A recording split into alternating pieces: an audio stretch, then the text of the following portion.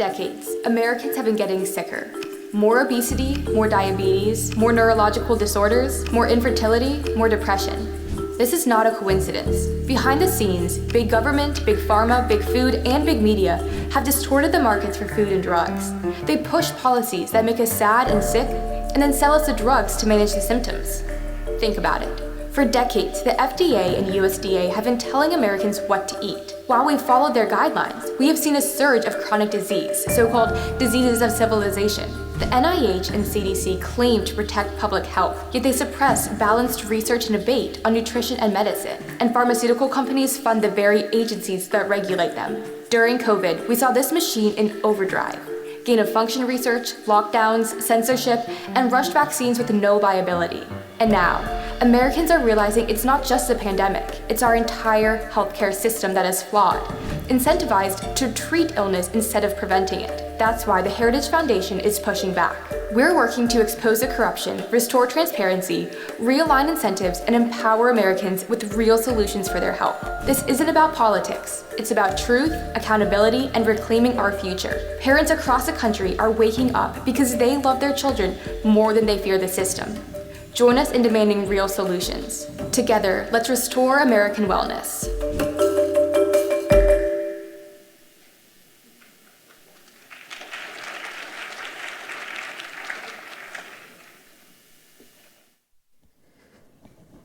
Good afternoon.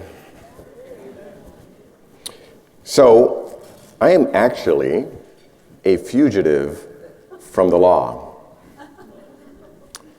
I'll tell you why. A couple years ago, I had the audacity to be standing in front of a church with my family, worshiping our Lord and Savior, Jesus Christ. And we were huddled. It was raining, and there was another family next to us. We were in a parking lot, and we were breaking the law. This was in the middle of COVID, and the state of Virginia had used their emergency powers to say you could not worship, even outdoors, if there were more than 10 people gathered together. So my family, we have 6 kids, a couple of which are here, and that's 8 of us, and you add at least one more family, and all of a sudden, we are breaking the law. At the time, I was the head of the Civil Rights Office for the U.S. Department of Health and Human Services. Kind of ironic, I was in charge of our nation's COVID response with respect to conscience, religious freedom, discrimination against people with disabilities. And I saw the abuses firsthand based on a couple things. The first one was a form of arrogance. It was people in suits and white lab coats who took it upon themselves to say that they knew better than average Americans. Turns out they absolutely did not. And it led to this absurdity where me and my family were criminals for praying. And I was hoping that maybe if I were to be, arrested, fined, who knows, that it could bring attention to this issue, because I would have raised a stink. But precious few people actually took a stand. Even among the church, people of faith. They rolled over. And we got to remember that we have to render to Caesar what is Caesar's, but we render to God what is God's, and the church is God's. And it was sad where you would see churches replacing holy water fonts with hand sanitizer and shutting down worship services. Meanwhile, casinos, quite literally, casinos were allowed to run in certain states and were prohibiting religious worship at the same time. And people didn't stand up. A few people did, and they won at the Supreme Court. And you've got to think, where does all this come from? Okay, I mentioned the arrogance of the people who spoke in professional-sounding tones. Well, those folks didn't come from nowhere.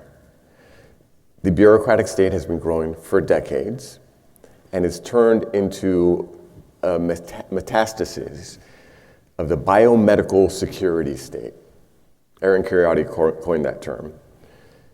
So it's this weird confluence of state centralized power saying we're looking out for you and your health. So some of those dangerous words in the English language are three. Public health emergency. If you hear those terms, watch out. It's probably against the public, it's probably not good for your health, and it's probably not an emergency. Well, that declaration unleashed the power of the federal government. And when Dr. Fauci would say, we're just giving guidelines on masking, on the shot, it's just guidelines. We're not forcing anybody to do anything. That was, is it a lie? It's technically, yeah, the FDA, CDC didn't have the power to order, but he knew very well that every single governor in most states, Florida and a couple others being exceptions, would take the CDC guidance and use the force of law to implement it.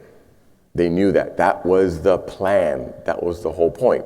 And once you start coercing people to that level, what you do, where you go, how you could worship, then they start going after what you can say.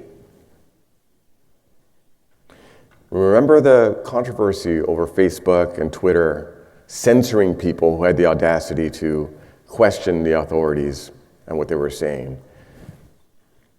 I had a video taken down from YouTube because I was on a panel where we discussed COVID and the shot and the jab and all that, and YouTube took it down. Memory hold it. Right? I don't even remember what I said because I can't go back and look to see if it was something I may have said that merited being banned and erased. But that's where we were back then, and it was based out of fear. It was based out of fear.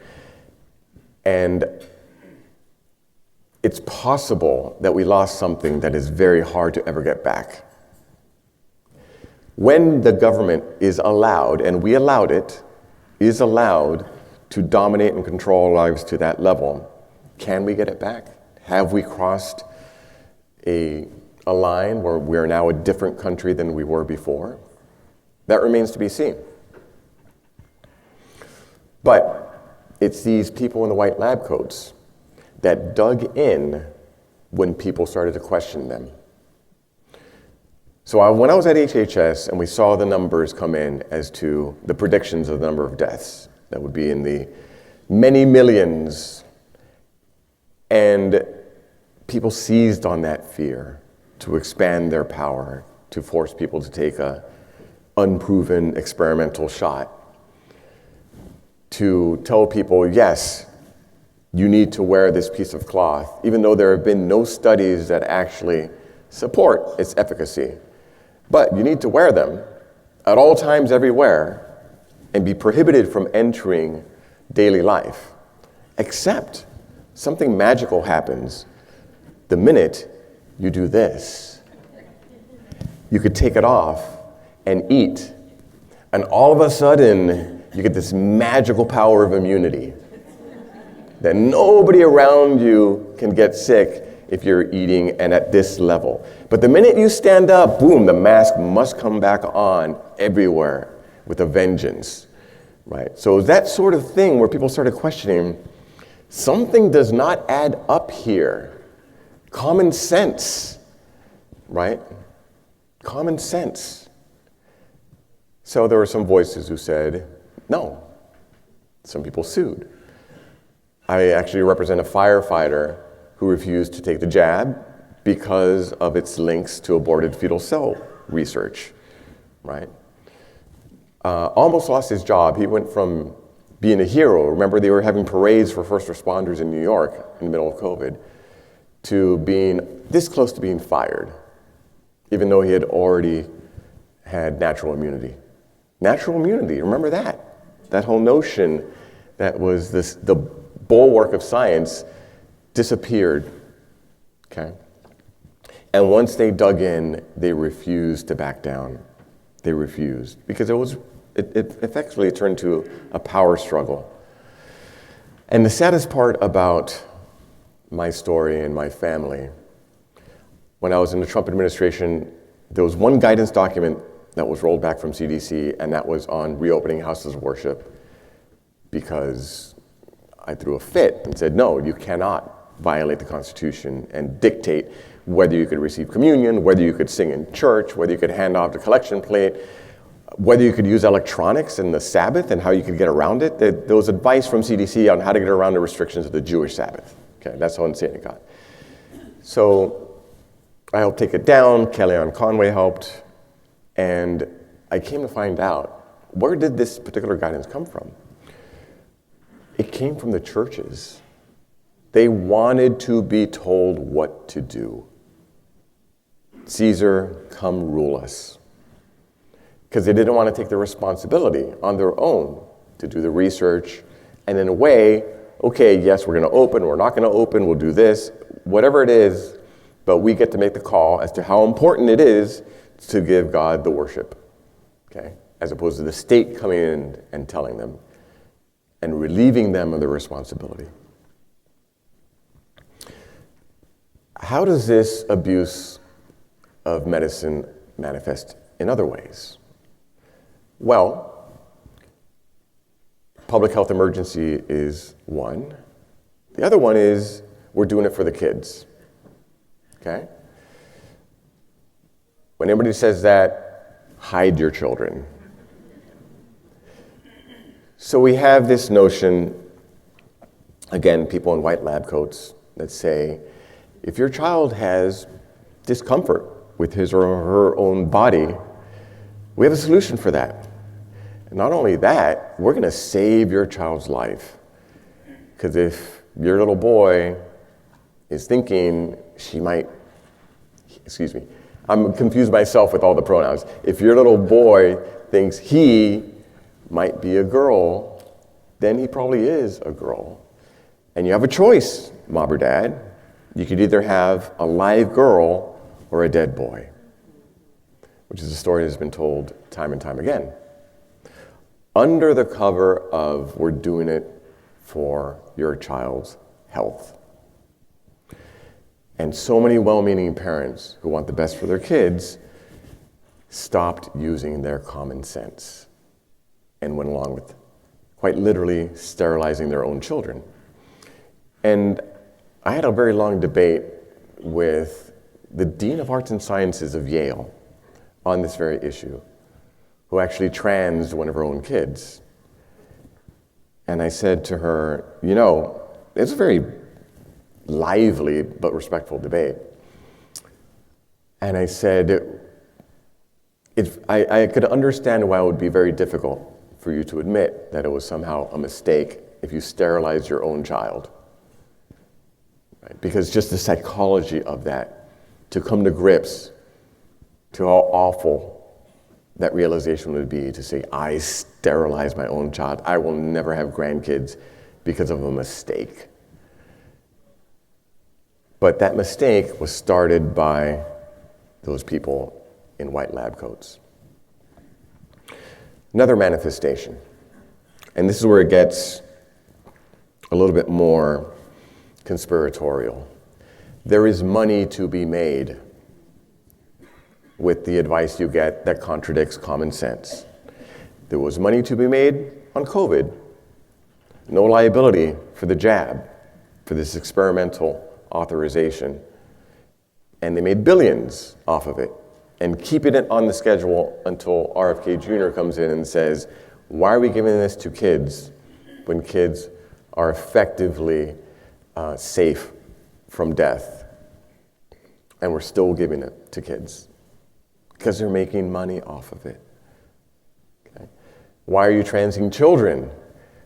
Because you make them lifelong patients. They'll have to be on cross-sex hormones for the rest of their lives, and they'll always be chasing this illusion that they could be somebody of the opposite sex if they only have one more surgery, if they get a tracheal shave or breast augmentation or new cheekbones, and it will be a never-ending medical bills. So much money to be made. And when we think about our general American health, we live in a country of abundance. Yet our food, in many ways, is the source of our illness. We all know the old food pyramid of the past, super heavy on carbs. Maybe that was not such a good idea. You could have all sorts of sugar, but no fat. Remember when that was the craze? Turns out that we subsidize high fructose corn syrup. Why do we have that in our soda where the rest of the world has actual sugar, which, by the way, tastes better? But why is it that we're the only country in the world that has corn as a sweetener? Because there is money to be made. Money to be made. Yet we have some of the highest obesity rates in the industrialized world. Chronic illness is off the charts. Autism rates are skyrocketing. Something like 1 out of 35 kids in California today are diagnosed with being on the spectrum. Allergies are rampant. Something is seriously wrong.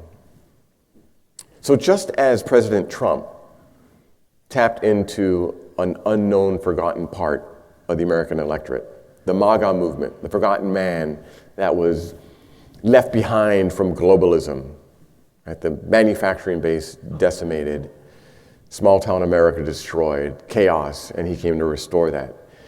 Well, a lot of that same demographic, not coincidentally, has worse health outcomes, higher diabetes rates, higher levels of heart attacks, and let's not even get started with depression and anxiety, right? A lot of areas with the scourge of fentanyl overlaps a lot with the MAGA coalition. So we need to integrate MAHA, Make America Healthy Again, fully into the conservative movement, is my pitch to you. Right? Part of the American good life, right? The white picket fence, marriage, family, a big part of that is being able to enjoy that good life, which is predicated on good health. There's so much there to be done, so much there if we bring this movement together. And a final manifestation I want to mention. We have a demographic crisis where people are not getting married and not having children. The level of antidepressants that people are on is through the roof. That is both a symptom and a cause. It's a symptom of a greater societal breakdown. It's also a cause of all sorts of ills that happen, including on things like fertility. There's something going on where not only are we not wanting to have as many children as we used to have to sustain our society, but people who do try to have kids aren't able to. Now, a big part of that is delaying marriage very late, which I highly recommend. Get married young, have those children when you're able to, because nothing is guaranteed in life, but something else is going on. And of course, when there is money to be made, the world will tell you, well, don't worry about that. You could freeze your eggs, right? Some big tech companies are offering that. Not mentioning that, of course, the odds of conception drop. You have worse health outcomes for the mother. You have worse health outcomes for the child as well. And using IVF as a technological solution. Not addressing the underlying issues. Why is it that women and men aren't able to conceive like they used to generations past? Is it environmental? Is it lifestyle? Is it the number of drugs and prescriptions people are on? Very likely a bit of all of the above. But at the Heritage Foundation, we've been working with all sorts of outside groups as well to integrate restorative reproductive medicine as part of the movement. It's an ethical means of addressing the fertility crisis, making sure the underlying issues of what is driving it, is it health, is it lifestyle, obesity, toxins, food. And by the way, it is much cheaper than going straight to multiple courses of IVF with an uncertain outcome. And that gives you a sense of what is going on with this biomedical state we are in, that the people who are making the money off of the status quo are coming out against restorative reproductive medicine. They're actually trying to badmouth it and attack it because their business model is under assault, which means we're doing it right, okay?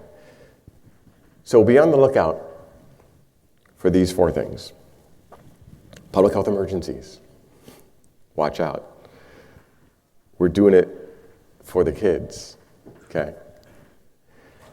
We have every answer through a technological solution, and don't worry about your common sense. If you hear any of those things, remember this talk and push back. Because our health of ourselves and our children, and in many ways the future of the movement, does in fact depend on it. Thank you.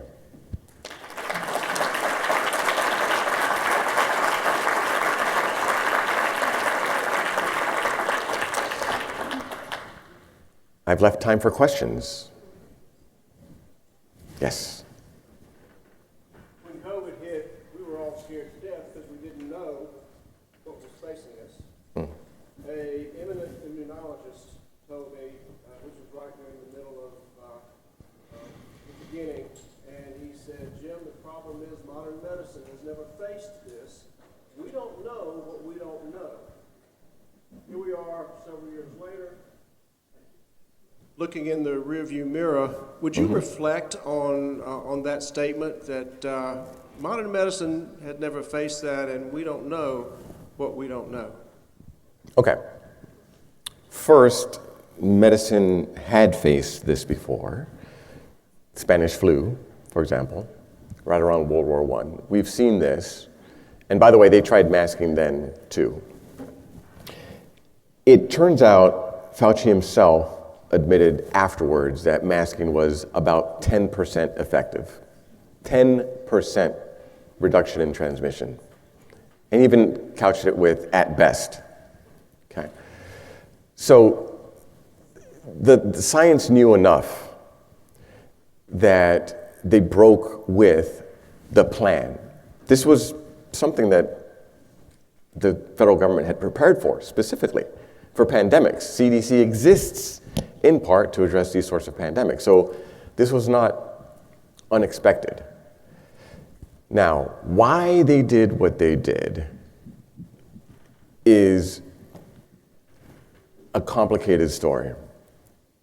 Okay, but once they did what they did, then they exerted every lever of power. And that's where we had to be ready to push back, right? So yes, they did not know what they did not know, which should have led to humility. Should have led to humility. Instead, it led to the opposite, an arrogance. Now, was it because Fauci